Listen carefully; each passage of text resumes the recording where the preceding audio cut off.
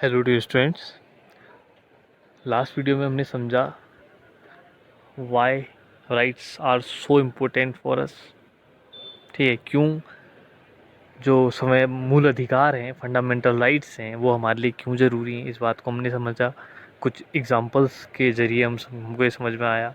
ठीक है, और हमने साउथ अफ्रीका का कॉन्स्टिट्यूशन को भी समझने की कोशिश की। ठीक है, उनके राइट्स को समझने की कोशिश की। तो आज हम इसको कंटिन्यू करेंगे। अब इंडियन कॉन्स्टिट्यूशन में whatever we got rights, 6 fundamental rights we got. ठीक है, कॉन्स्टिट्यूशन हमको 6 फंडामेंटल राइट्स देता है। ठीक है, तो इन कॉन्स्टिट्यूशनल जो फंडामेंटल राइट्स हैं, इनके बारे में हम यहाँ पर को वन बाय वन समझेंगे। यहाँ पर को प्रॉपर अकॉर्डिंग टू कॉन्स्टिट्यूशन तो नहीं आपको मिलेगा, लेकिन वो चीज़ें हो सकता है ऑर्डर में ना मिले। ठीक है, लेकिन वो सारी चीज़ें आपको यहाँ पर को देखने को मिल जाएंगी। ठीक है, तो सबसे पहले बात करते हैं राइट टू इक्वालिटी। स्टूडेंट्स, बहुत ही ज़्यादा इम्पोर्टेंट है राइट टू इक्वालिटी। अगर ये नहीं है तो आपके बहुत सारे आर्टिकल किसी काम के नहीं रह सकते हैं। फंडामेंटल राइट्स में आर्टिकल 14 टू आर्टिकल 18 में राइट टू इक्वालिटी के बारे में बताया गया है। ठीक है, क्या बताया मैंने? आर्टिकल 14 टू आर्टिकल 18, इसमें आपको राइट टू इक्वालिटी के बारे में बताया गया है कि all are equal before law. ठीक है, हर कोई लॉ के सामने क्या होगा? इक्वल होगा, चाहे फिर वो कोई भी हो। ठीक है, यहाँ पर कोई ये बताया गया है। ऐसी आर्टिकल 15 है, उसमें डिस्क्रिमिनेशन नहीं होगा, ये बताया गया है। ठीक है, 16 है, इक्वल अपॉर्चुनिटी की बात की गई है। 17 एबोलिशन ऑफ अनटचेबिलिटी की बात की गई है। 18 में एंड एबोलिशमेंट ऑफ टाइटल्स दिया गया है। तो राइट टू इक्वलिटी बहुत इंपॉर्टेंट है, इसको हम थोड़ा कॉन्स्टिट्यूशन की हेल्प से भी देखेंगे। ठीक है, और थोड़ा जो यहाँ पर को दिया गया है उस बारे में भी देखेंगे। यहाँ पर को भी एक इंस्टेंस देता है। Consider the following two situations, there are imaginary situation, these are imaginary situations but similar things do happen and can happen. Do you think they involve violation of fundamental rights? Swadesh Kumar is visiting his village. He is accompanied by one of his friends. They decided to have a cup of tea at the village roadside hotel. The shopkeeper knew Swadesh Kumar but asked the name of his friend to know his caste. After this, the shopkeeper served tea to Swadesh Kumar in a nice mug, while his friend was given tea in a earthen cup because he was Dalit. This is an just imaginary condition. Okay, तो यहाँ पर को ऐसा होता है या हो सकता है। ठीक है, ये चीज़ें समाज में देखने को मिलती हैं। We usually see this, we usually face this things in society. Okay, it happens और इट कैन हैपन। तो स्वदेश कुमार गांव आया अपने दोस्त के साथ, उस एक रोड साइड होटल में चाय पीने के लिए गया and he order tea and the owner of the hotel new Swadesh Kumar and he asked what is the name of his friend. तो after telling the name he his friend was given tea in earthen cup because he was Dalit.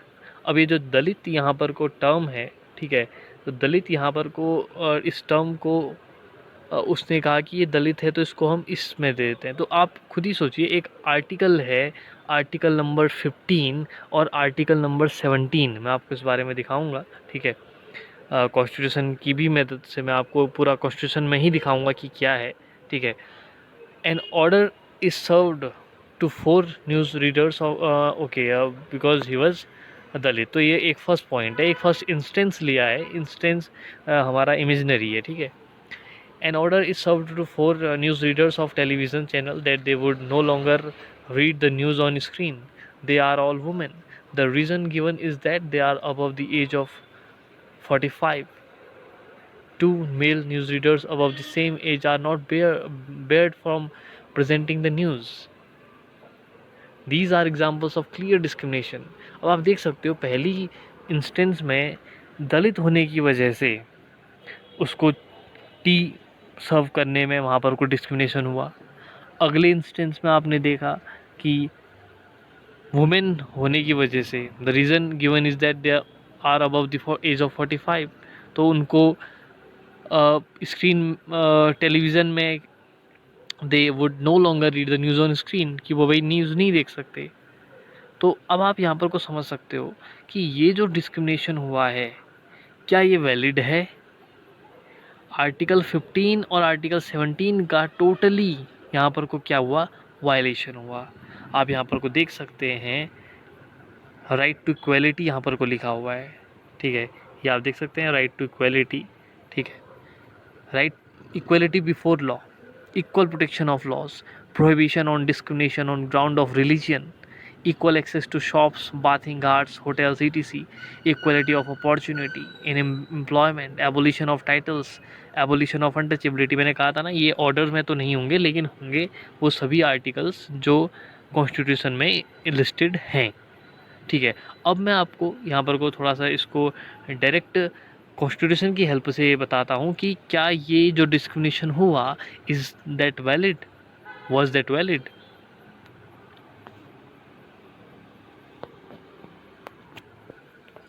Okay, now you can see, ये मैंने constitution of India आपके यहाँ पर इसमें आपकी screen share की है। तो यहाँ पर को आर्टिकल 15 आप ये देख सकते हैं, article 15, prohibition of discrimination on grounds of religion, race, caste, sex और प्लेस ऑफ बर्थ। यहाँ पर को सीधा सीधा बताया गया है, ठीक है। तो इसका जो फर्स्ट पार्ट है आप यहाँ पर देख सकते हैं, first, the state shall not discriminate against any citizen on ground only of religion, race, caste, sex, place of birth और any of them। यहाँ पर को पहले तो स्टेट के लिए बताया गया कि आर्टिकल 15(1) बताता है, यहाँ पर स्टेट को प्रोहिबिट किया गया है कि भाई स्टेट से कहा गया आप इनके बेसिस पे कोई डिस्क्रिमिनेशन नहीं करेंगे, religion, race, caste, sex, place of birth और एनी ऑफ देम। तो आपने देखा कि जो सुरेंद्र कुमार वाला हमने इंस्टेंस लिया, जो एग्जांपल लिया, वहाँ पर को उसकी कास्ट की वजह से उसके साथ क्या हुआ, डिस्क्रिमिनेशन हुआ। तो ये क्या वैलिड था जब हमसे कॉन्स्टिट्यूशन में हमको दिया गया है कि this is our fundamental right, कि नो वन कैन, जहाँ पर वो स्टेट से ही कह दिया गया भाई स्टेट गवर्नमेंट तक नहीं कर सकती। अब यहाँ पर स्टेट वर्ड को डिफाइन किया जाता है, ठीक है, स्टेट वर्ड का यहाँ पर कुछ मतलब अलग है, अभी इसको बारे में हम डिस्कस कर लेंगे। So constitution is giving us fundamental right, it is very basic, कि भाई कोई डिस्क्रिमिनेशन नहीं करेगा। स्टेट से कह दिया गया भाई तुम ही नहीं करोगे, तो हाउ सिटीजन कैन, तो इसके लिए सिटीजन्स के लिए भी वहाँ पर को रूल बना दिया गया है। कैसे, आर्टिकल 15 का 2 आप यहाँ पर को देख सकते हैं, no citizen shall on grounds only of religion, race, caste, sex, place of birth और any of them be subject to any disability, liability, restriction और कंडीशन विद रिगार्ड्स टू, कि कोई भी सिटीजन किसी और के साथ इन बेसिस पे, इन ग्राउंड्स पे डिस्क्रिमिनेशन नहीं करेगा। यहाँ पर को बताया भी विद रिगार्ड टू, कैसे नहीं करेगा, access to shops, public restaurant, hotel and places और public restaurant. Now just imagine one thing that if you are going in a mall और आपसे पहले पूछा जाए व्हाट इज़ योर नेम, भाई अपना नाम बता तब अंदर आएगा। तो कितना एम्बेरेसिंग हो सकता है ये मोमेंट, कि आपसे पहले नाम पूछा जा रहा है, आपकी कास्ट जानी जा रही है, उसके बाद आपको एंट्री दी जा रही है। ऐसा होता आया है, ऐसा हुआ है, ऐसा फेस किया है इंडियंस ने, ऐसा फेस किया है। जब नेशनलिस्ट मूवमेंट चल रहा था उस समय पर, नेशनलिस्ट मूवमेंट भी क्या, सदियों से वैदिक एरा की अगर मैं बात करूं तो उस समय पर से ये चीज़ें होती आई हैं। वैदिक एरा में ही जब अगर हम पोस्ट वैदिक एरा की बात करें तो वहीं पर को हमको देखने को मिल जाता है, चार ब्राह्मण, क्षत्रिय, वैश्य, शूद्र, उसमें डिवाइड हमको पहले ही दिख जाता है। और वहीं से ये चीज़ें धीरे धीरे शुरू हुई, लोगों को मंदिर में ना आने देना, लोअर कास्ट को, और घाट्स में ना आना देना, उनको पानी का यूज़ ना करने देना, उनके लिए अलग से बनना, ये सब चीज़ें इंडिया के लोगों ने फेस करी थी। अब अगर आप देखें डिस्क्रिमिनेशन तो आपको हर स्टेट में, हर कंट्री में दिखेगा, बट ग्राउंड अलग अलग हो जाता है। Every country has faced a type of discrimination. अगर आप अफ्रीका की बात करो तो वहाँ वाइट नॉन वाइट का चला, ठीक है, स्लेवरी का चला, ठीक है। अमेरिका में देखोगे वहाँ भी कहते हैं वुमेन्स के लिए राइट्स अवेलेबल नहीं थे। वहाँ भी वाइट नॉन वाइट के लिए डिस्क्रिमिनेशन था। तो हर चीज़ फेस हुई है। तो हम किसी भी देश, any of the country, if any country is making his its constitution and listing some of the rights, fundamental rights, तो those fundamental rights are totally depend on their history. वो पूरी उनकी हिस्ट्री पे बेस्ड होते हैं। अगर हमारा constitution आज ऐसा है, अगर हमको ऐसे फंडामेंटल राइट्स मिले हैं, तो इसके पीछे हमारा अतीत जुड़ा हुआ है, हमारा हिस्ट्री, हमारा पास्ट है कि हमारे लोगों ने, हमारी सोसाइटी में लोगों ने ये सब फील किया, आज भी करते हैं। बहुत सारी जगहों में आज भी ये सब चीज़ें देखने को मिलती हैं। ठीक है, तो यहाँ पर को आर्टिकल 15 का 2 कहता है कि no citizen shall on ground only of religion, race, caste, sex, place of birth. यहाँ पर इसका मतलब है कि पहले तो कहा स्टेट गवर्नमेंट भी नहीं करेगी, क्योंकि अगर बाई चांस गवर्नमेंट अगर करने लग जाती तो पहले तो गवर्नमेंट को रोका। आर्टिकल 15 के 1 में गवर्नमेंट को रोक दिया गया कि आप डिस्क्रिमिनेशन नहीं करेंगे। आर्टिकल 15 के 2 में सिटीजन को रोक दिया गया कि आप भी डिस्क्रिमिनेशन नहीं करोगे किसी को शॉप में आने से, पब्लिक रेस्टोरेंट में आने से, hotel, place, public entertainment, use of well, कि कुएं का पानी है, घाट का पानी है, road, place of public restaurant maintain हो, होली और partly out of state fund और dedicated to the use of the general public. तो इसमें ये बता दिया कि नहीं होगा डिस्क्रिमिनेशन। अब आपने वो देखा जो आर्टिकल, अभी हमने जो एग्जांपल लिया सुरेंद्र कुमार, वहाँ पर को सीधा सीधा आर्टिकल 15 का क्या हुआ, मिसयूज़ हुआ। और अगर हम बात करें सेक्स की, तो यहाँ पर को इसका भी मिसयूज़ हुआ। ठीक है, वहाँ पर को सेकेंड एग्जाम्पल में वुमेंस के लिए प्रॉब्लम क्रिएट हुई। तो ये भी 15 का, आर्टिकल 15(2) का ये एग्जाम्पल था। और मैंने कहा आर्टिकल 17 का भी है। अभी ये पूरा कॉन्स्टिट्यूशन में यहाँ पर को नहीं ले रहा हूँ, ठीक है, वरना तो आगे आपको आप कहोगे भाई पहले ऊपर कॉन्स्टिट्यूशन में राइट दे दिए, नीचे को पढ़ रहे हैं तो छीन लिए जा रहे हैं। तो ये इसके पीछे के बहुत सारे लॉजिक हैं, हम देखेंगे आगे। ठीक है, कुछ लोगों को ऐसा लग सकता है सॉरी। तो यहाँ पर को आप देख सकते हैं एक आर्टिकल नंबर 17 आया, एबोलिशन ऑफ अनटचेबिलिटी, बहुत ही important. Untouchability is abolished and its practice in any form is forbidden. The enforcement of any disability arising out of untouchability shall be an offence punishable in accordance with law. It means कि government ने untouchability को पूरा ही abolish कर दिया गया है, वो practice में अब नहीं आएगा। अगर हो रहा है तो उसके लिए पनिशमेंट है, पनिशेबल ऑफेंस बन जाएगा वो। मतलब जैसे जो आपने देखा होगा ना, जो कास्ट सिस्टम में थोड़ा सा एक अनटचेबिलिटी का सीन रहता था कि भाई इसको नहीं छू सकते, इसको हाथ लगा दिया ना हो। तो ये थोड़ा सा ये वाली कॉन्सेप्ट थे, ये सारे क्या हो गए, साफ हो गए, क्योंकि ये सब चीज़ें फेस हुई, लोगों ने देखी। तो हमारे जो स्पेशली फिर कॉन्स्टिट्यूशन मेकर्स में तो हमारे इतने बड़े विद्वान आपके भीमराव अम्बेडकर साहब थे, जो खुद आपके एक दलित कास्ट से आते थे, महार कास्ट से आते थे। ठीक है, तो वो चीज़ें बचपन में उन्होंने भी फेस करी थी। तो उनका एक ये एम था कि मैं इस चीज़ को तो एनी हाउ इसको हटाया जाएगा। ठीक है, और उनके सारे व्यूज़ को कॉन्स्टिट्यूशन में रिस्पेक्ट दी गई और उसको इनलिस्ट भी किया गया। ओके, तो ये बात थी इन दो एग्जांपल्स की जो हमको राइट टू इक्वलिटी के बारे में बताते हैं। Okay, now continue with the chapter.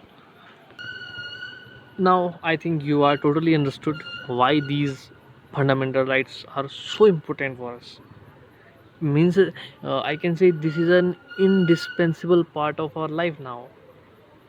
कि अगर सोचो, अगर ये फंडामेंटल राइट्स ही ना होते तो ये जो डिस्क्रिमिनेशन हो रहा होता कैसे फेस होता, क्या किया जाता इसके लिए। और इतनी बदलती दुनिया में फिर it is not possible to face all these things. These are examples of clear discrimination. In one instance, the discrimination is based on caste, and in the other is based on gender. Do you think that such discrimination is justified? आप लोग खुद समझ सकते हो। आप देखो, आप लोग पॉलिटिकल साइंस मीन्स आर्ट्स, अगर आप ह्यूमैनिटीज़ के सब्जेक्ट हैं तो आपको भाई थिंकिंग क्रिएचर बनना पड़ेगा। इवन चाहे ह्यूमैनिटीज़ हो, कोई भी सब्जेक्ट हो, लेकिन ये सब्जेक्ट ऐसे हैं ना, ये हमारे बिहेवियर में बहुत ज़्यादा यूज़ होते हैं। पॉलिटिकल साइंस स्पेशली आप कॉन्स्टिट्यूशन पढ़ रहे हैं और उसमें भी आप फंडामेंटल राइट्स पढ़ रहे हैं, तो ये आपके बिहेवियर में, प्रैक्टिस में आता है। तो आपको इसको समझना पड़ेगा और चीज़ें कनेक्ट करनी पड़ेंगी। Do such things really happen in our country और आर दिस प्योरली इमेजिनरी? अब यहाँ पर किसने कहा कि क्या ये चीज़ें कंट्री में होती हैं या फिर ये सच में इमेजिनरी हैं? अब इसका जवाब तो शायद आप लोग जानते हैं, हम भी जानते हैं, ठीक है, कि ऐसा इमेजिनरी नहीं है, वास्तव में ऐसा होता था। पहले कम होता था, सॉरी पहले ज़्यादा होता था। आज की डेट में भी ये सब चीज़ें देखने को मिलती हैं, बस कम देखने को मिलती हैं। अगर आप अभी भी दूर दराज के गाँव में चले जाओ तो आपको ये चीज़ें प्योर दिखेंगी कि साफ साफ डिस्क्रिमिनेशन होता हुआ दिखेगा, ठीक है, विच इज़ टोटली रॉन्ग।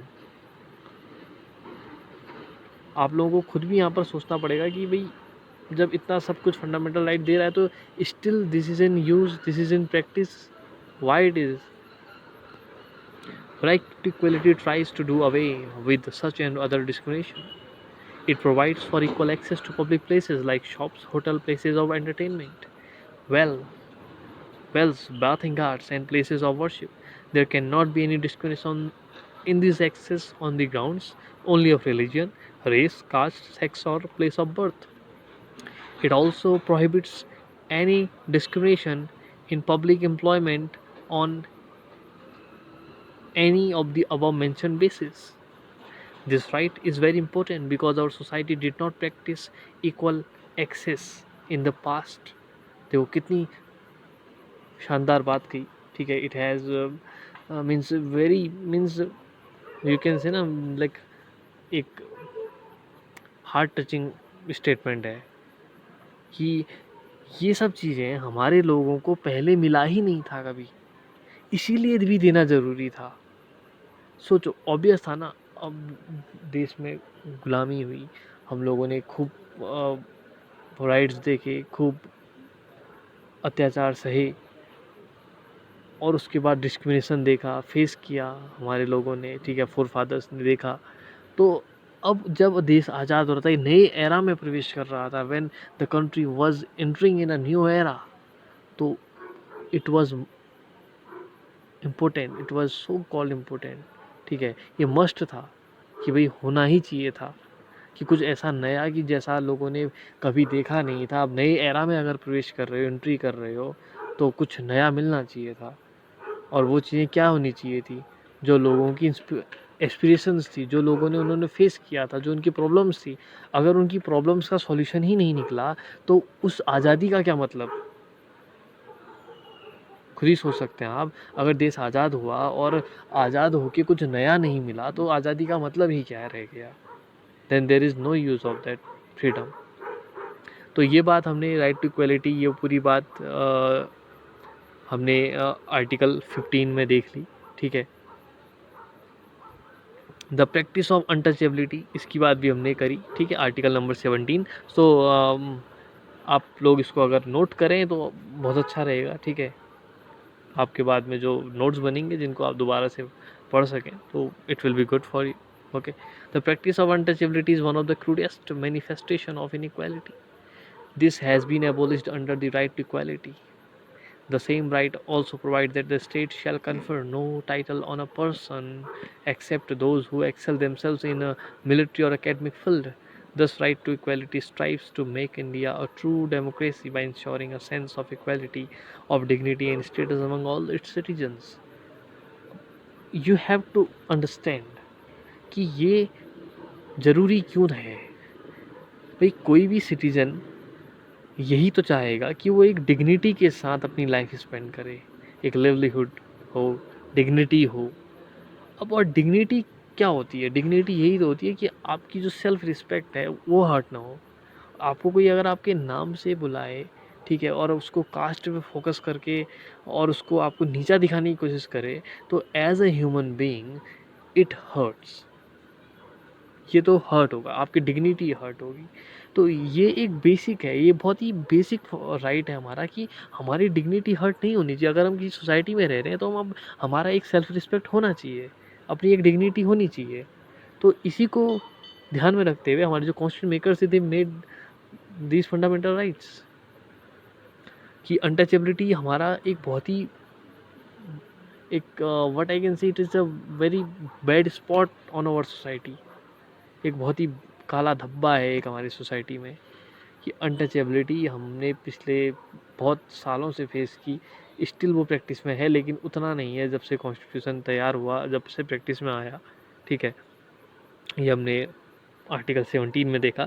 बहुत इंपॉर्टेंट आर्टिकल्स हैं, एग्ज़ाम्स में पूछे जाते हैं। ठीक है, अभी तो नहीं, बट जो कॉम्पिटिटिव एग्ज़ाम्स आप जब भी दोगे तो ऐसे इन आर्टिकल्स का जिक्र होता है।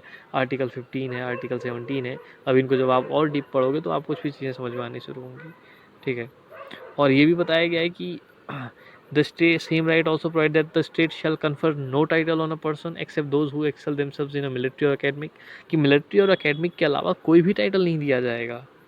एबोलिशन ऑफ टाइटल बोला था मैंने आर्टिकल 18, तो इसमें ये बताया गया है ताकि एक सेंस ऑफ इक्वलिटी आए लोगों में, डिग्निटी आए, status among all citizens. How you read the preamble to our constitution? How does it describe equality? You will find that the preamble mentions two things about equality: equality of status and equality of opportunity. Equality of opportunity means that all sections of the society enjoy equal opportunities. Article number 16, equal opportunity. इसका मतलब क्या है कि अगर मैंने कोई job, मैंने कहा भाई ये एक जॉब है, इसमें मेरे को 10 लोग चाहिए। अब ऐसा तो नहीं होगा ना कि मैं कहूँ भाई ये 10 लोग इसमें से यही रिलीजन वाले आए या यही कास्ट वाले आए।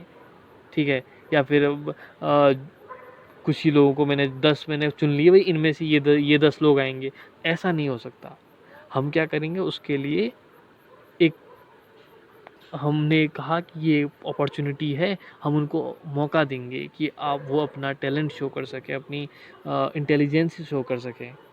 तो हमने एक टेस्ट ले लिया जाएगा कि आउट ऑफ 10, अब भाई देखो कभी भी ऐसा नहीं होता कि 10 पोस्ट हों और उसके लिए 5 ही लोग सामने हों। 10 पोस्ट, अगर if there are 10 post then there will be 100 candidates या 1000 कैंडिडेट्स।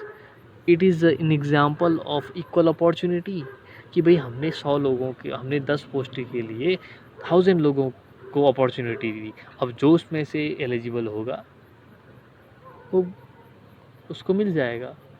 आपने वो डायलॉग सुना हो ना सुपर 30 का, अब राजा का बेटा राजा नहीं बनेगा, जो हकदार होगा वही राजा बनेगा। ठीक है, तो ये वैसी वाली बात है। ये डायलॉग जो है ये सीधे सीधे आर्टिकल 16 को रिफर आप कर सकते हो। इक्वल अपॉर्चुनिटी, भी राजा का बेटा राजा नहीं बनेगा, मतलब ये नहीं कि जिसको चाहो उसको बना दो, जो हकदार होगा वही, मतलब जिसके पास टैलेंट है, who is eligible only he will और शी विल बी। ओके, तो वहाँ पर को हमको प्रियम्बल में यहाँ पर को इक्वल अपॉर्चुनिटी और इक्वलिटी ऑफ अपॉर्चुनिटी और इक्वलिटी ऑफ स्टेटस मिलता है। ठीक है, कि सब but in a society where there are various kind of social inequalities, what does equal opportunity means? The constitution clarifies that the government can implement special schemes and measures for improving the condition of certain section of society, children, women, and the socially and educationally backward classes. You may have heard about reservation in jobs and in admission. You would have wondered why they are reservation it if you follow the principle of equality. ये बहुत अच्छा concept है। आपको इसको समझ के आपको अपना कॉन्स्टिट्यूशन समझने में और ज़्यादा मदद मिलेगी। It will help you for more understanding. Okay, what it is saying कि यहाँ पर को अगर सोसाइटी में ऑलरेडी इनइक्वलिटी है, अब आप कैसे उसको इक्वल करोगे? मतलब इक्वलिटी हमने कह दिया ना कि भाई फंडामेंटल राइट्स में ये राइट टू इक्वलिटी, कोई डिस्क्रिमिनेशन नहीं होगा। अरे अगर डिस्क्रिमिनेशन ऑलरेडी वहाँ पर हुआ है, कहने का मतलब क्या है कि सोसाइटी का अगर एक हिस्सा, if the one part of a society is educated and the other part of the society is not educated, कि एक सोसाइटी में 100 लोग थे, उसमें भरपूर डिस्क्रिमिनेशन था। ठीक है, तो डिस्क्रिमिनेशन होने की वजह से क्या हुआ कि उस सोसाइटी का कुछ लोग जो हम कहते हैं हायर कास्ट के थे, हालांकि ऐसा कहना it is not good to say कि higher caste lower caste, there is nothing like that. लेकिन अब यहाँ पर कोई है तो इसको यूज़ कर ले रहे हैं कि हायर कास्ट के लोगों ने क्या किया कि एजुकेशन ले ली। लोअर कास्ट के जो लोग थे, ठीक है, वो एजुकेशन नहीं ले पाए, या अदर रिलीजन के जो लोग थे उनमें जो कास्ट डिस्क्रिमिनेशन था उनमें ऐसा हुआ, वो लोग एजुकेशन नहीं ले पाए। अब अगर आपने इक्वल अपॉर्चुनिटी दी है किसी भी, स्पेशली गवर्नमेंट सेक्टर की अगर मैं बात करूं, तो भाई कैसे अपॉर्चुनिटी इक्वल हो गई? वो जो पढ़े लिखे लोग थे वो तो वही आए ना, बचे हुए लोग तो आ ही नहीं पाए। क्यों? क्योंकि वो तो पढ़ ही नहीं पाए, उनका तो कभी स्टेटस ऐसा बन ही नहीं पाया, क्योंकि वो तो पहले ही डिस्क्रिमिनेट हो चुके थे। This is the problem. तो गवर्नमेंट ने क्या किया है? तो ये एक बड़ा ही सवाल था गवर्नमेंट के सामने कि भाई डिस्क्रिमिनेशन तो ऑलरेडी वहाँ पर है, तो हम इक्वल अपॉर्चुनिटी दें कैसे? तो इसके लिए उन्होंने क्या किया कि पहले कोशिश की कि बैलेंस इक्वल किया जाए, जो डिस्क्रिमिनेटेड हैं उनको दूसरों के बराबर लाया जाए। इससे क्या होगा, जब वो उन दोनों के बराबर आ चुके हैं अब इक्वल अपॉर्चुनिटी दी जाएगी। तो इसके लिए रिजर्वेशन का टर्म आया, ठीक है। अब ये किनको दिया जाएगा, ये भी तो प्रॉब्लम थी। अब ये किनको दिया जाएगा? जिनके साथ डिस्क्रिमिनेशन हुआ है, जैसे वुमेन है, ठीक है, स्पेशली चिल्ड्रन हैं या बैकवर्ड क्लासेस हैं, ठीक है, इनके लिए, ठीक है। अब अभी मैं आपको इसमें दिखाता हूँ ये कहाँ पर कोई ये है, कॉन्स्टिट्यूशन में भी इसको हम बात करेंगे। You have wondered what are these reservation if you follow the principle of equality, और ये बात भी है यहाँ पे आर्टिकल इसने खुद ही दे दिया, आर्टिकल 16(4) यहाँ पर को देता है, कहता है nothing in this article shall prevent the state from making any provision for the reservation of appointment और post in favour of any backward class of citizens which in the opinion of the state is not adequately represented in the services under the state। मतलब अगर कोई ऐसा backward class है जिसके लिए government को लगता है कि इसके लिए हमने कुछ स्पेशल प्रोविज़न बनाने चाहिए, तो वहाँ पर को गवर्नमेंट बना सकती है। वहाँ पर को आप ये नहीं कह दोगे कि ये तो राइट टू इक्वलिटी का क्या है, वायलेशन हो गया। ऐसा हो सकता था। अब ये आप देखना, ये आप लोग चेक करना कि आर्टिकल 16(4) जो है ये कब कॉन्स्टिट्यूशन में आया, ठीक है। कुछ आर्टिकल्स आपको ऐसे मिलेंगे जो बाद में ऐड हुए हैं, क्योंकि ये प्रॉब्लम्स आने लगी थी पहले। जब शुरुआत में क्वेश्चन बना तो ये कह दिया, लेकिन ये प्रॉब्लम्स आई वहाँ पर को, तो फिर ये बाद में ऐड किए गए। तो इनको आप चेक करना कि ये आर्टिकल 16(4) है, 15(4) है, ये कब ऐड हुए, ठीक है। तो अगर गवर्नमेंट स्टेट अगर कोई ऐसा रूल बना रही है बैकवर्ड क्लासेस के लिए, किसी के लिए भी, backward specially children, women, backward classes, तो उनको उस रिजर्वेशन दे रही है, तो इसका ये मतलब ना समझा जाए कि वो राइट टू इक्वलिटी का वायलेशन है। अब ये बात आपको समझनी पड़ेगी। आप में से बहुत से लोग भी इस बात को लेके टेंशन में रहते होंगे कि यार रिजर्वेशन होता है, रिजर्वेशन होता है, बहुत ये मुद्दा बहुत चर्चा में रहता है कि जो जनरल कास्ट है वो तो उसको तो कुछ मिल ही नहीं पाता, वो तो रिजर्वेशन खा जाता है पूरा। ये जो बातें हैं ये बातें इलॉजिकल हैं, ठीक है। अब अगर आप उसके पीछे का पास्ट देखा जाए कि भाई क्यों ऐसा हुआ, तो वो बात को आपको समझने में मदद मिलेगी कि ऐसा होने का रीज़न क्या था और ये सही है या नहीं है, ठीक है। इसमें मैं आपकी सोच को नहीं बदलना चाहता, ठीक है। सोच को मैं बदल भी नहीं सकता, लेकिन अगर आपकी अंडरस्टैंडिंग अच्छी होगी तो वो खुद ही आपकी सोच बदल जाएगी, ठीक है। तो आपकी सोच खुद से चेंज हो जाए अंडरस्टैंडिंग से, तो ये ज़्यादा बेटर होगा, ठीक है। तो हुआ क्या, मैं आपको नॉर्मली एक्सप्लेन कर देता हूँ कि चीज़ें बैलेंस नहीं थी। एक ऊपर चल रहा था, आपने तराजू देखा है ना, तो उसमें एक डाउन चल रहा है, एक अप चल रहा है। तो पहले डाउन वाले को ऊपर लाया गया है, उनके इक्वल किया गया है, अब उनको इक्वलिटी दी जा रही है, ताकि जब आप सब इक्वल हो चुके हैं तो अब हम ये राइट को यूज़ कर सकते हैं। हालांकि जो रिजर्वेशन वाला जो मुद्दा था वो पहले 10 ईयर्स के लिए था, फिर एक्सटेंड होता गया वो। हालांकि कॉन्स्टिट्यूशन का एक बहुत ही अनब्रेकेबल पार्ट बन चुका है, ठीक है।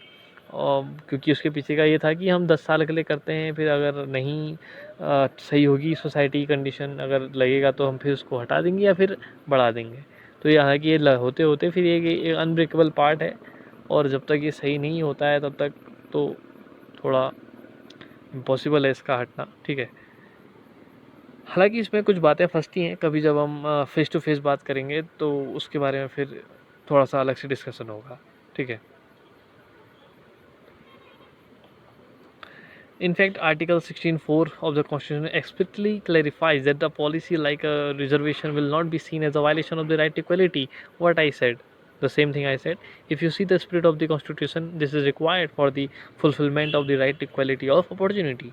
तो ये ज़रूरी है उस जो हमारे कॉन्स्टिट्यूशन मेकर्स थे उन्होंने यूं ही तो कॉन्स्टिट्यूशन नहीं बनाया, ठीक है, उनको पता था जो ज़रूरी चीज़ें हैं वही बताई, ठीक है। और जो आप खुद ही सोच सकते हैं अगर ये नहीं ऐड किया जाता तो ये बहुत पॉसिबल नहीं था राइट इक्वलिटी ला पाना। You are the judge. You have received a postcard from Hebendu, who identifies himself as a member of the Dalit community in Puri district in Odisha. Men from this community refused to follow a custom that required them to wash the feet of the groom and guests of the upper caste during marriage ceremonies. In revenge, 4 women from this community were beaten up and another was paraded naked. The postcard writer says, our children are educated and they are not willing to do the customary job of washing the feet of upper caste men, clear the leftovers after the marriage feast, and wash the utensil. Assuming that the facts given above are correct, you have to decide, does this case involve violation of fundamental rights? What would you order the government to do in the case? अब obvious है ये क्या है, fundamental rights का violation है, ठीक है, article 15 का आर्टिकल 17 का वायलेशन है। तो इसके लिए ऑब्वियस है अगर आपसे कहा जाए कि सबसे इम्पोर्टेंट अगर आर्टिकल मैं कहूँ कि सबसे इम्पोर्टेंट आर्टिकल फंडामेंटल राइट्स में सबसे इम्पोर्टेंट आर्टिकल कौन सा है, तो आई से आर्टिकल 17 सबसे इम्पोर्टेंट, कि क्योंकि ऑब्वियस है आपको रहने के लिए खाना तो मिल जाएगा, बट उससे भी बहुत बड़ी बात होती है डिग्निटी, वो मिलनी बहुत ज़रूरी है। तो वो कब मिलेगी, जब एबोलिशन ऑफ अनटचेबिलिटी होगा। तो ये कहीं ना कहीं उससे पूरा रिलेट करता है, ठीक है। आर्टिकल 17 सबसे ज़रूरी, फिर आर्टिकल 15 सेकेंड अगर मैं कहूँ तो, विच इज़ वेरी इंपॉर्टेंट। तो ऐसे केस में गवर्नमेंट को क्या कहा जाएगा कि जो आर्टिकल हमने कॉन्स्टिट्यूशन में फंडामेंटल राइट्स बनाए हैं उनको प्रैक्टिस में लाया जाए।